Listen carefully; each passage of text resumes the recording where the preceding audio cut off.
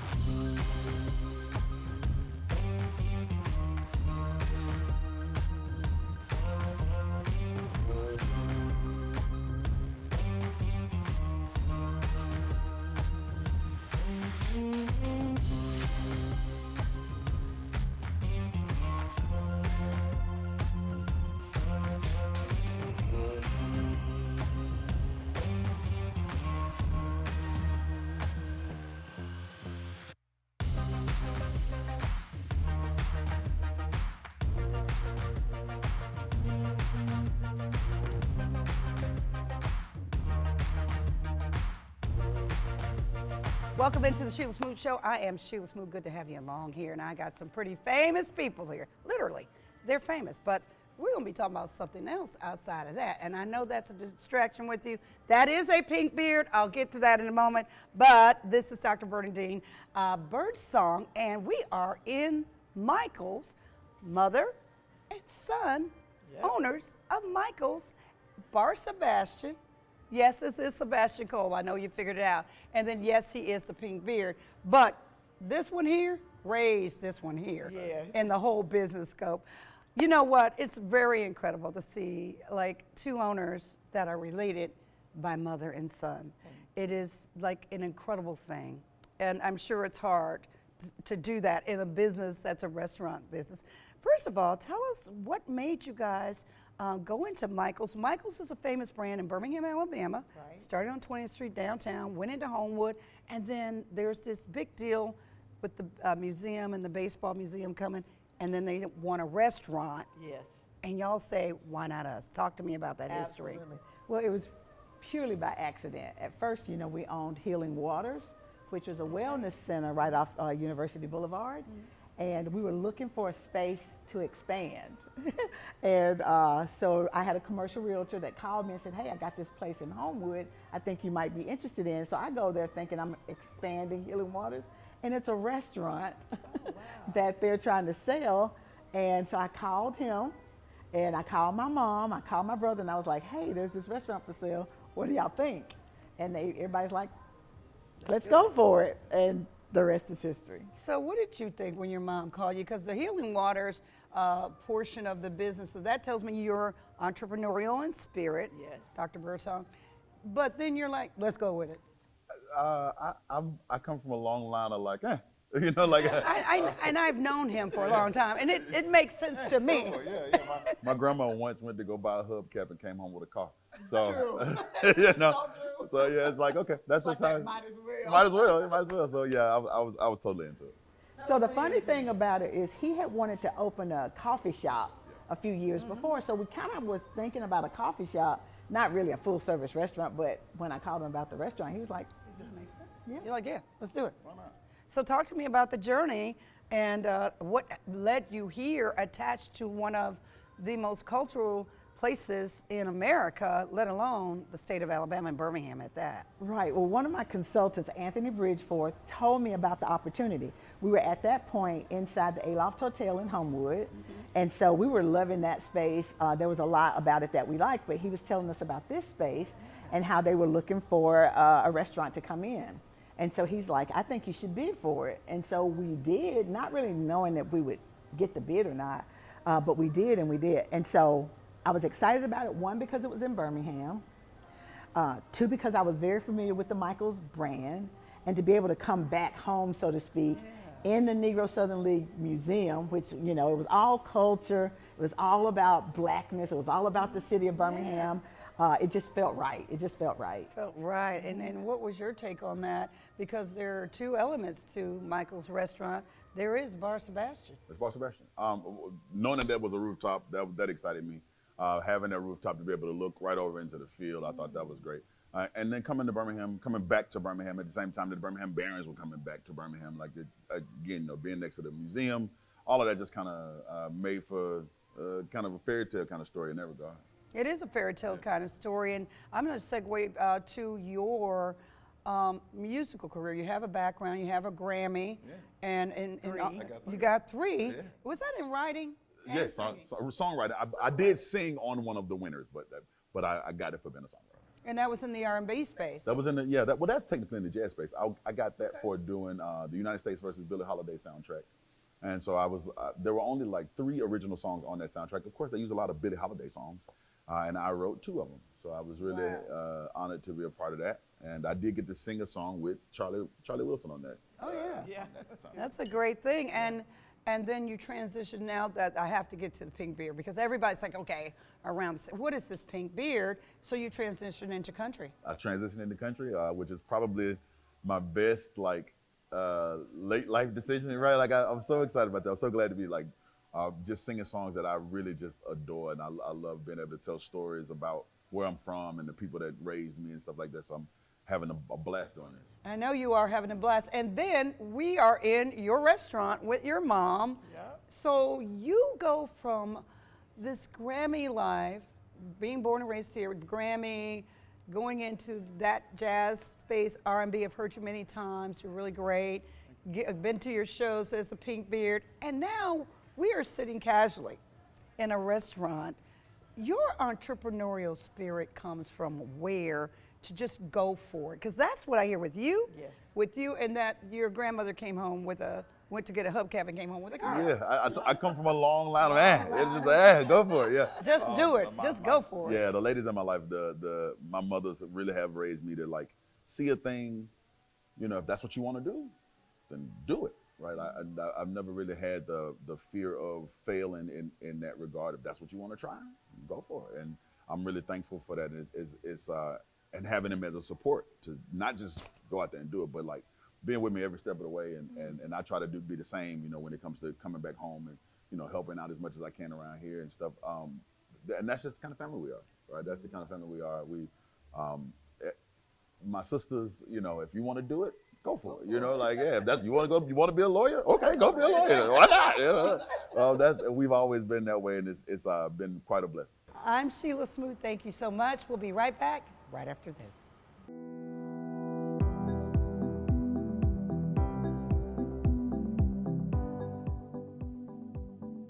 Avoiding identity theft.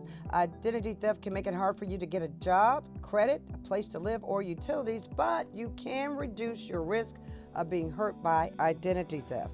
Now, how can I protect my identity? First, protect your personal information.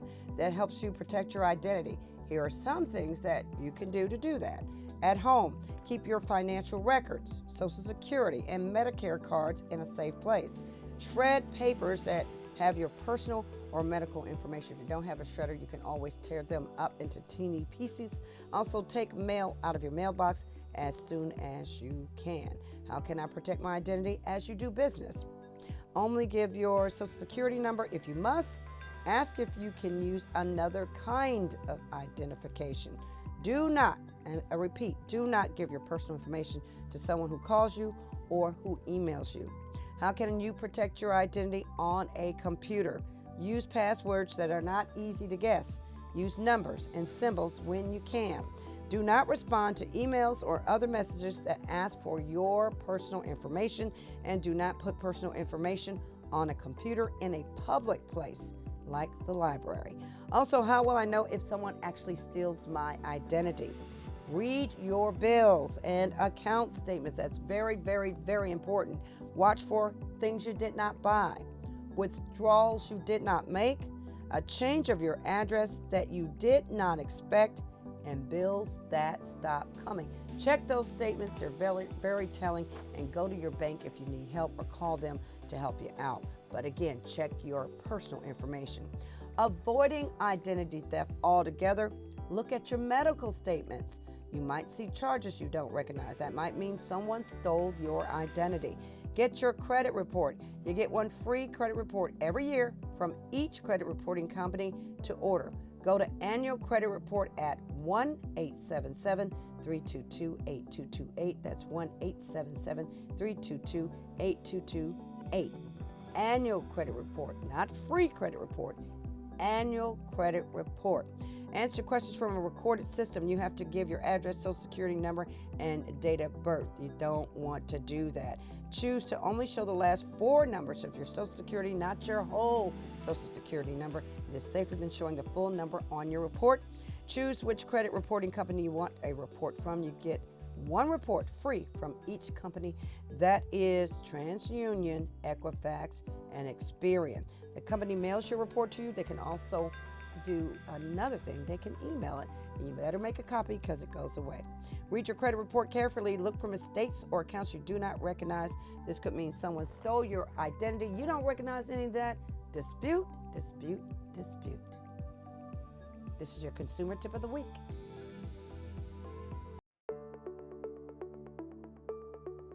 I'm Angela Webb Weinberg, your Jefferson County Treasurer. I believe financial fitness is just as important as physical fitness. That's why I created Get Fit, financially informed and thriving, to help you build strength, confidence, and peace of mind in your finances. Join me and let's get fit together. Get fit, build confidence, and thrive financially.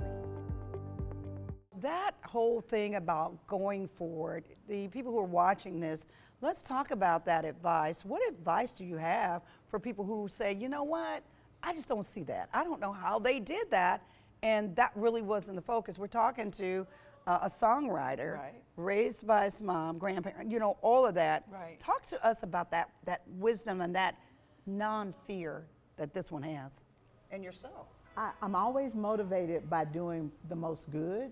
Like when I opened Healing Waters, it was because my best friend was sick and my mom had lost her husband to lung cancer.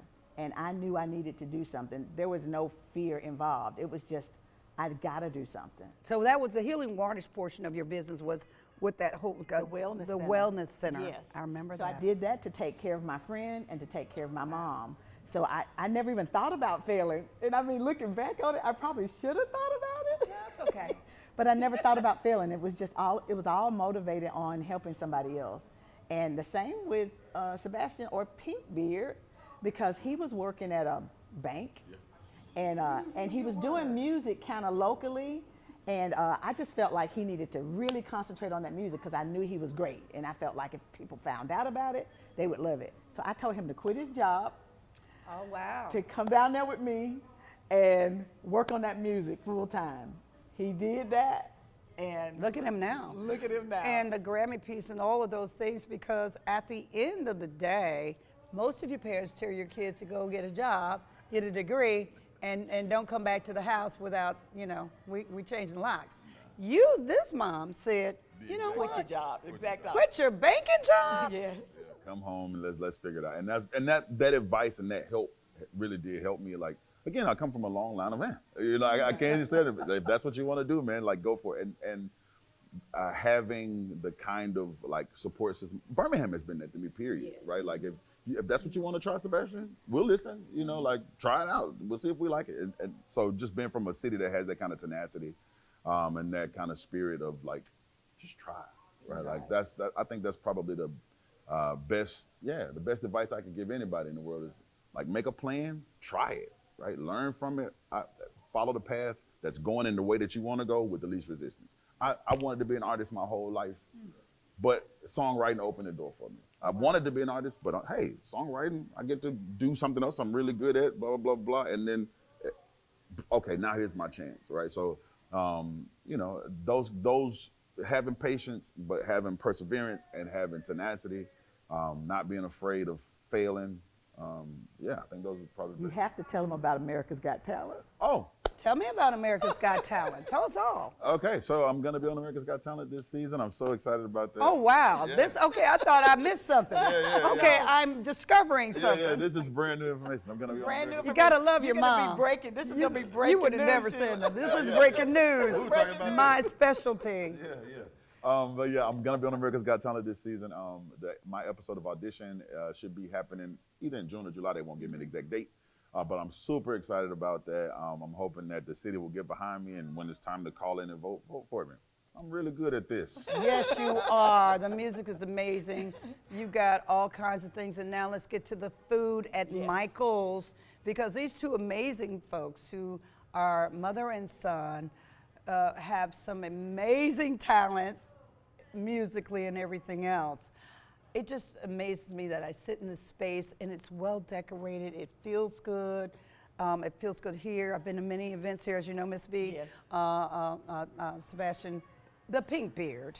I'm going to start calling you that. You know, it just feels good. And then to overlook baseball. Yes. Tell me about this, what we do here, the food and the ambiance and all of that. Yes. It's a steak and seafood place, so we have, of course, the best steaks. Our menu used to be much bigger when we bought the restaurant in Homewood. We moved here in the middle of the pandemic, so we pared it down. So the only thing that's on the menu now is the stuff that we absolutely love. You can't make a bad decision. It's just a matter if you're in the mood for seafood or steak or lamb. Yeah, it's very good. And the lamb, everything's good here. Yes. I was sitting right down there with a whole family of friends that came in from Atlanta.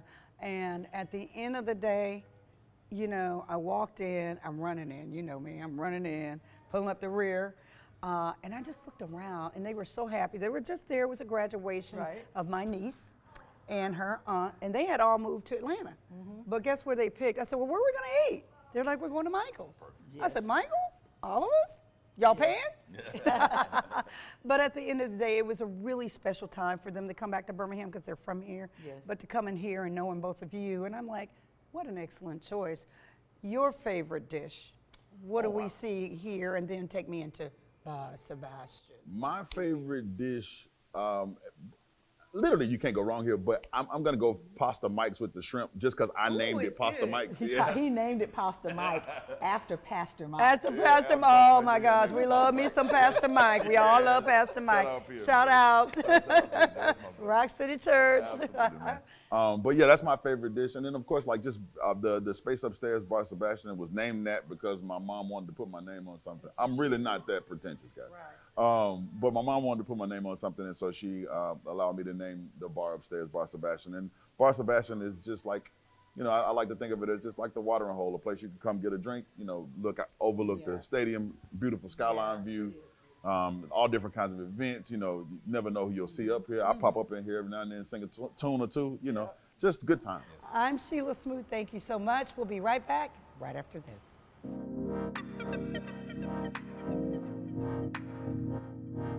AI is rapidly changing real estate, believe it or not, and the biggest trend is that it is moving beyond simple listing searches into a full service platform that helps buyers, sellers, agents, investors, lenders, and property managers make the right decisions faster. So the trend is AI in real estate. I know it scares you, but don't be afraid. I got somebody who's going to update us quickly on what's going on. And welcome into our consumer tip of the week with Dr. Joshua Randall, PhD, who's going to talk to us about what's going on in your real estate AI mind.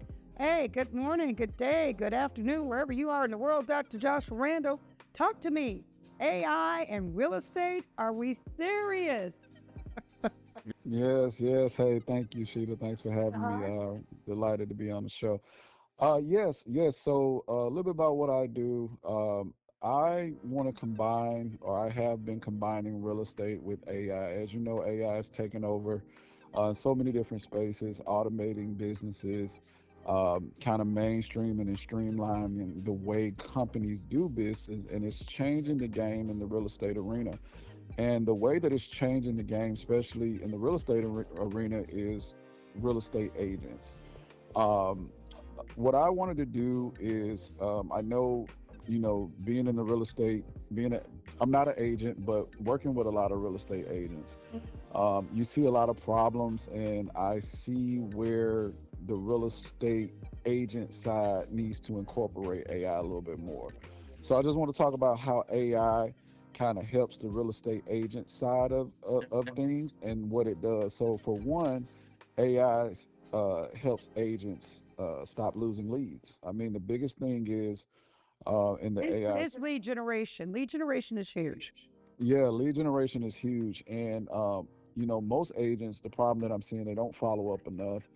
They may call once, they may text once, and then they may forget. But in real estate, the money is in the follow up. A buyer may be ready today, a seller may need, 3 months, a homeowner may be thinking about listing, but is nervous. But so in a past client may know someone looking for an agent. But what AI can do in that space is help create an automatic flow, automatic follow-up system through text, email, CRM reminders, and lead nurturing. And you don't need more leads if you're already losing the ones you have. You need a system that follows up when you forget, and that's a strong selling point, right? Right. The second thing that AI does with real estate agents is it helps create content faster. And you see, agents know they need social media, but most of them don't know what to post. So what AI does is it creates Instagram captions, Facebook posts, reel scripts, YouTube video ideas, email newsletters, market update posts, buyer education posts, seller education posts, neighborhood highlights, open house promotions, and the list goes on and on. So instead of spending 3 hours trying to write one post, AI can help you create a full week of content in literally minutes. And the third aspect of AI with real estate agents is AI helps agents communicate better.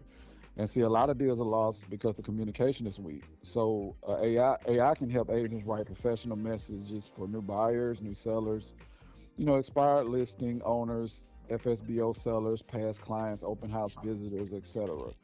So for example, AI can write something like, let's say you got a client named Sarah. You can say, hey Sarah, I know you're selling the home. It can feel overwhelming, especially when you're trying to figure out timing, pricing, and your next move. I would love to give you a simple breakdown of your options so you can make the best decision without pressure. And the AI agent can create that for you without you even doing it yourself or being personally involved. The system can work with you. Uh, Number four is AI helps agent educate clients. So AI, real estate clients, are typically confused. Buyers don't understand interest rates. Sellers don't understand pricing. First-time buyers don't understand closing costs. Homeowners don't understand inspections. Investors don't understand ARV, and families don't understand the selling timeline. So what AI can do is help agents explain complicated topics in a simple language. Uh, AI can help agents, create first-time buyer guides, seller preparation guides, home evaluation explanations, and the list goes on and on. And the last thing is AI can help agents analyze their business. Many agents are working hard but not tracking the right numbers. So AI can help them understand where leads are coming from, which leads are most valuable, how many follow-ups they are doing, how many appointments they booked, how many listings they converted, which content performs the best, which neighborhoods are getting attention, and which past clients need to be reactivated. And all this can be done through AI. And so for me, I'm implementing those, especially with the real estate agents and so forth and so forth. Yeah. All right. Dr. Joshua Randall, PhD, thank you so much for joining us with your AI take on AI and real estate. We really appreciate that expertise. Again, consumers still want a trusted human advisor for major decisions, but they now expect AI-powered speed, information, and convenience. A recent survey found that while many home buyers start with AI tools, most still trust agents to verify information and guide that transaction. I'm Shelia Smoot with your Consumer Tip of the Week.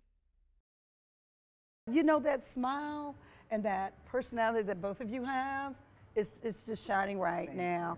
We come to Michael's. Tell me what your expectation is for me as a customer and all the people watching this out there. I want people to feel like they're at home. I want them to feel extremely welcome. I want them to love the food, and I want them to come and celebrate milestones with us. We do graduations, we do weddings, we do births and announcements, bar mitzvahs. We do it all. Repast, you name it. If it's a life milestone, we want you to come and celebrate with us. And then let's transition to Bar Sebastian, Pink Beard. Yeah. What do I expect? Tell them about the drinks you. Okay. He's like a real mean bartender. Yeah, there are several drinks here that I created them. The Sabastian sweet tea I made, and there's what's it called, Caribbean Cruise now. I can't tell you what it's really called, but the Caribbean Cruise I made that. I've made several different drinks, and you can enjoy those with me here, even down at Michael's or upstairs at Bar Sebastian. Again, just have a good time and meet your neighbor. The community is the most important thing that a restaurant can really build. This is a time where you sit across the table. So much happens across tables. So many emotions get shared. So many jokes get told. So much healing takes place at the table. So this place to me kind of represents that. It does, and tell us, and it's open to be rented to the public in both spaces? Absolutely. Yes, both spaces. You can rent out the upstairs, the downstairs, the courtyard. Oh, you can rent the Yes, courtyard. you can rent the courtyard. We've actually had some really beautiful events in the courtyard. Oh yeah, that's a courtyard Yeah. type of thing. Definitely that. And I'm gonna tell you my experience real quick. Lost the adult spelling bee. I was the spelling bee champ in the 6th grade. I got up there. See, but the difference between an adult spelling bee and your child's spelling bee is that they gave you shots. Yeah, that'll do it every time. But you know what? I thought they gave you shot if you lost. So I started spelling. I was winning, and I like. Oh, no. Oh, that'll do it every time. That'll do it every time. Do it every time. I want to thank you, Pink Beard and Bar Sebastian and Sebastian Cole. I want to thank you for all you do for our community, our state, and our nation now. You're everywhere because you got America's Got Talent. So you're everywhere. And Miss B, you've been everywhere. Thank you so much. And thank you for your generosity in raising such a wonderful person and being such a wonderful person yourself. you. And bringing back a staple in this community called Yes. Michael's. Yes. Okay. Yes, and we hope people will come and join us. All right. Thank you so much. I'm Shelia Smoot. This has been the Shelia Smoot Show. Thank you so much for joining us. And remember, don't be a sucker, be a consumer. We'll see you next week. The Shelia Smoot Show is brought to you by the Walk-In Closet, where you can walk in with the best fashions and walk out looking amazing. By Memory Lane, your destination for retro shoes, sports shoes, and vintage sports gear.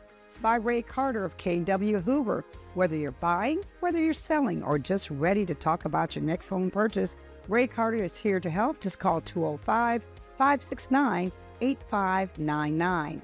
And by Get Fit Finance and Trading, a program presented by the Jefferson County Treasurer's Office and Treasurer Angela Webb Weinberg. We are also proud to partner with the Central Alabama Fair Housing Center. If you believe you've been treated unfairly in housing, contact the Central Alabama Fair Housing Center for information, assistance, and resolution.